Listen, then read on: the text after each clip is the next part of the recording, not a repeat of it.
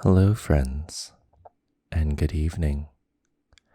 Welcome back to Edwin's ASMR Corner. I hope you enjoyed last week's video.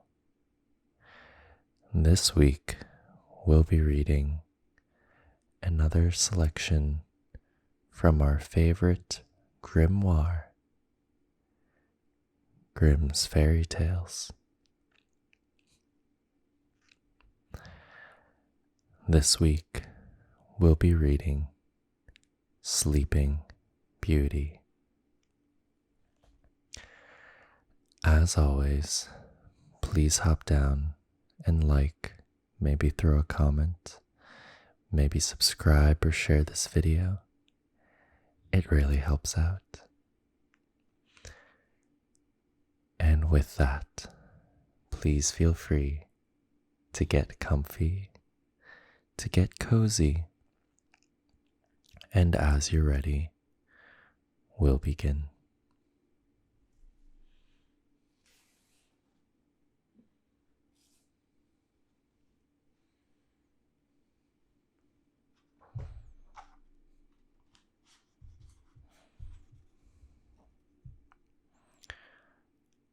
Sleeping Beauty. A long time ago, there were a king and queen who said every day, "Ah, if only we had a child." But they never had one. But it happened that once when the queen was bathing, a frog crept out of the water onto the land and said to her, "Your wish shall be fulfilled. Before a year has gone by, you shall have your daughter." What the frog had said came true, and the queen had a little girl who was so pretty that the king could not contain himself for joy and ordered a great feast. He invited not only his kindred, friends, and acquaintance, but also the wise women, in order that they might be kind and well disposed toward the child. There were 13 of them in his kingdom, but as he had only 12 golden plates for them to eat out of, one of them had to be left at home. The feast was held with all manner of splendor, and when it came to an end, the wise women bestowed their magic gifts upon the baby.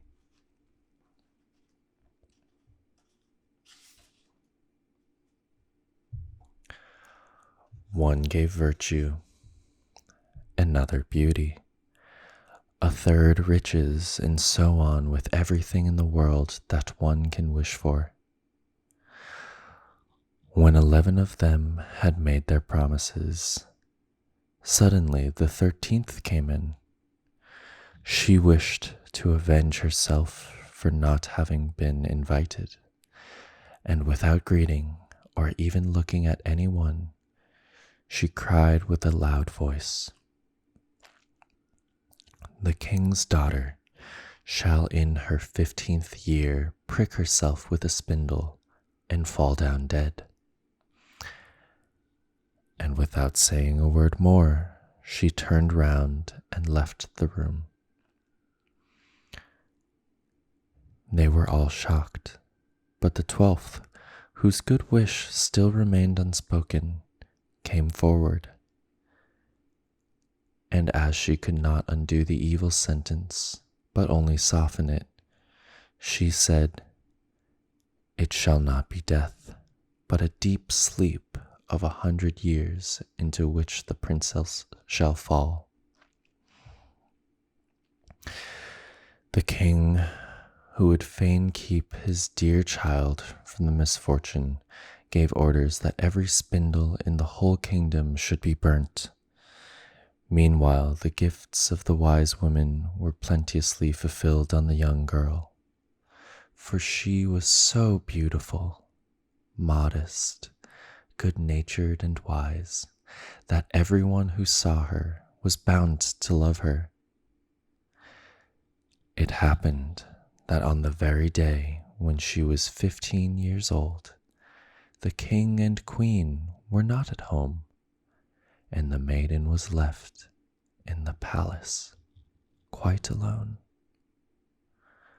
So she went round into all sorts of places, looked into rooms and bedchambers just as she liked, and at last came to an old tower. She climbed up the narrow, winding staircase and reached a little door. A rusty key was in the lock, and when she turned it, the door sprang open, and there, in the little room, sat an old woman with a spindle, busily spinning her flax. "Good day, old dame," said the king's daughter. "What are you doing here?" "I am spinning," said the old woman, and nodded her head. "What sort of thing is that rattles round so merrily?" said the girl. And she took the spindle and wanted to spin too. But scarcely had she touched the spindle when the magic decree was fulfilled, and she pricked her finger with it. And in the very moment when she felt the prick, she fell down upon the bed that stood there, and lay in a deep sleep. And the sleep extended over the whole palace. The king and queen, who had just come home and had entered the great hall, began to go to sleep, and the whole of the court with them. The horses, too, went to sleep in the stable. The dogs in the yard, the pigeons upon the roof, the flies on the wall, even the fire that was flaming on the hearth became quiet and slept. The roast meat left off frizzling, and the cook, who was just going to pull the hair of the scullery boy because he had forgotten something, let him go and went to sleep. And the wind fell, and on the trees before the castle, not a leaf moved again. But round about the castle there began to grow a hedge of thorns, which every year became higher, and at last grew close up round.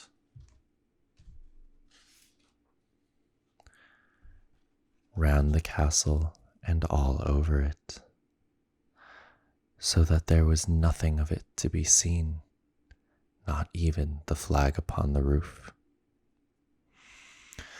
But the story of the beautiful sleeping Briar Rose, for so the princess was named, went about the country, so that from time to time kings' sons came and tried to get through the thorny hedge into the castle. But they found it impossible, for the thorns held fast together as if they had hands, and the youths were caught in them, could not get loose again, and died a miserable death. After long, long years, a king's son came again to that country, and heard an old man talking about the thorn hedge, and that a castle was said to stand behind it, in which a wonderfully beautiful princess named Briar Rose had been asleep for 100 years, and that the king and queen and the whole court were asleep likewise. He had heard, too, from his grandfather that many kings' sons had already come and had tried to get through the thorny hedge, but they had remained sticking fast in it and had died a pitiful death. Then the youth said, I am not afraid. I will go and see the beautiful briar rose. The good old man might dissuade him as he would. He did not listen to his words. But by this time, the 100 years had just passed, and the day had come when Briar Rose was to awake again. When the king's son came near to the thorn hedge, it was nothing but large and beautiful flowers, which parted from each other of their own accord, and let him pass unhurt.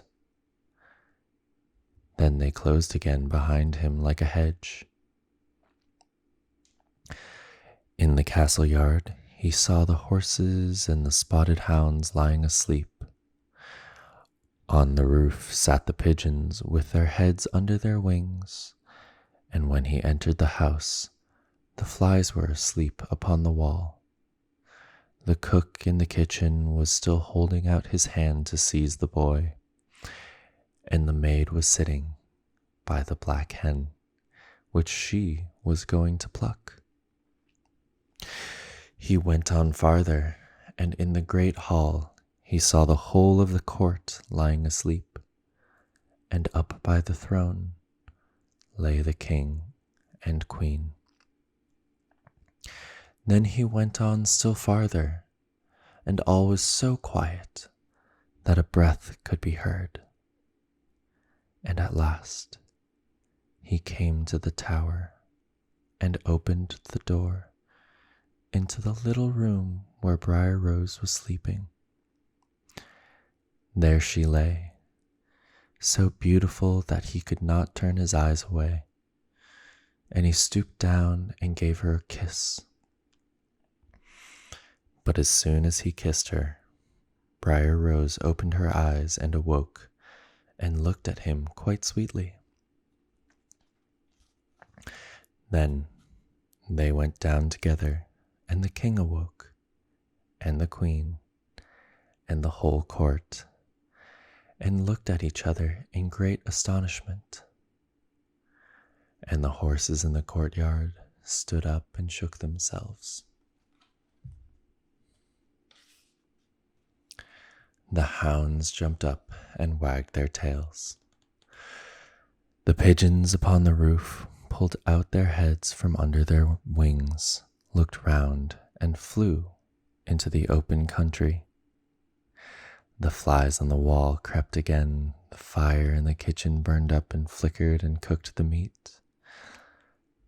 The joint began to turn and frizzle again, and the cook gave the boy such a box on the ear that he screamed, and the maid plucked the fowl, ready for the spit. And then the marriage of the king's son with Briar Rose was celebrated with all splendor, and they lived contented to the end of their days.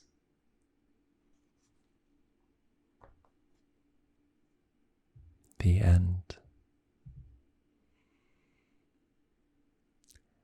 I hope you all enjoyed that this evening. I know I did. If you did, please feel free to jump down, like, comment, subscribe, all that good stuff. Thank you so much. And with that, my friends, sleep well and sweet dreams. Good night.